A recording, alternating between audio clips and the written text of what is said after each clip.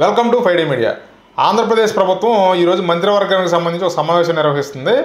దానికి ఏంటంటే ఈ క్యాబినెట్ సమావేశం అని చెప్పి పేరు కూడా మనం వింటూ ఉన్నాం. అసలు ఈ క్యాబినెట్ అంటే ఏంటో ఒకసారి మనం కనుక పరిశీలిస్తే ఆ క్యాబినెట్లో చర్చించే అంశాల మీద అన్నిటికీ దానికి సంబంధించిన వ్యవహారాలన్నీ కూడా అధికారులు ఒక డాక్యుమెంట్ సిద్ధం చేసి దానికి సంబంధించిన మంత్రులకి తర్వాత ముఖ్యమంత్రికి వీళ్ళందరికీ అందించడం జరుగుతుంది. కాకపోతే ఇదేంటంటే ఈ క్యాబినెట్ అంటే ఏంటంటే ఓన్లీ ఆన్లైన్ ద్వారానే వీళ్ళందరికీ వీళ్ళు మాట్లాడే అంశాల మీద డేటాని రెడీ చేసి వాళ్ళకి ఆన్లైన్లో పంపించడం అయితే జరుగుతుంది. వీళ్ళు కూడా ఏంటంటే దాన్ని ఆన్లైన్లో ఆ సమావేశంలో కూడా కూర్చుని వీళ్ళు సిస్టమ్స్ ద్వారానో అదే ట్యాబుల ద్వారానో వాటిల్లోనే వీళ్ళు చూసి వాటికి సంబంధించిన అంశాల మీద చర్చిస్తారు. పేపర్ అనేది వాడరు అనమాట. పేపర్ రహిత సమావేశం, క్యాబినెట్ సమావేశం అనమాట ఇది. అందుకే దీన్ని ఈ క్యాబినెట్ అంటున్నారు. గతంలో కూడా 2014 నుంచి 2019 మధ్య చంద్రబాబు నాయుడు గారు ఈ క్యాబినెట్లే నిర్వహించారు. తర్వాత వచ్చినట్టు వైఎస్ఆర్సీపీ ప్రభుత్వం అంటే గత ప్రభుత్వం తీసుకున్న ప్రతి నిర్ణయాన్ని కూడా ఏ నిర్ణయం అయినా సరే వీళ్ళు వ్యతిరేకించారు. కాబట్టి ఇక మంచి నిర్ణయం చెడు నిర్ణయం లేదు, గత ప్రభుత్వం తీసుకుందా దాన్ని తీసి పక్కన పడేయాల్సిందే అనే ధోరణిలో గత ప్రభుత్వం నడిచింది. కాబట్టి ఈ క్యాబినెట్ అనే నిర్ణయాన్ని కూడా పక్కన పెట్టడం జరిగింది.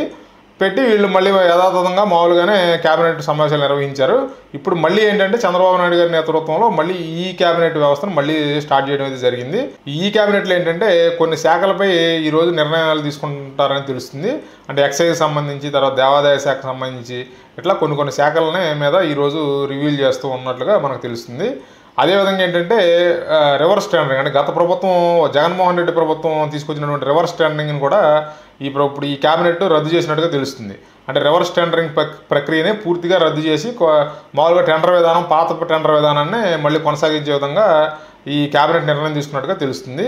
ఇంకో విషయం కూడా మనకు తెలియవస్తుంది. అదేంటంటే క్రిష్ సిటీ అని చెప్పి, అంటే కృష్ణపట్నం సిటీ అని చెప్పి దీనికి భూమి పూజ నిర్వహిస్తారని చెప్పి తెలుస్తుంది.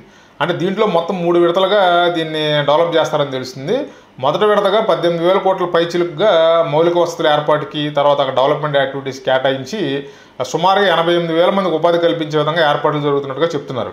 దీనికి ఏంటంటే ఈ ప్రభుత్వం ఏర్పడిన 100 రోజుల సందర్భంగా ప్రధానమంత్రి మోడీ గారిని పిలిచి భూమి పూజ నిర్వహిస్తారని చెప్పి తెలుస్తుంది. ఒకవేళ షెడ్యూల్ కనుక ఆయనకు ఖాళీ ఉండి ఖరారు అయితే ఆయన ఆంధ్రప్రదేశ్ రాష్ట్రంలో పర్యటించి భూమి పూజ చేస్తారని తెలుస్తుంది. ఒకవేళ ఆయన కనుక షెడ్యూల్ కనుక ఖాళీ లేకుండా ఆయన బిజీగా కనుక ఉంటే వర్చువల్గా ఆయన ఈ భూమి పూజ కార్యక్రమాన్ని నిర్వహిస్తారని చెప్పి కూడా తెలుస్తుంది.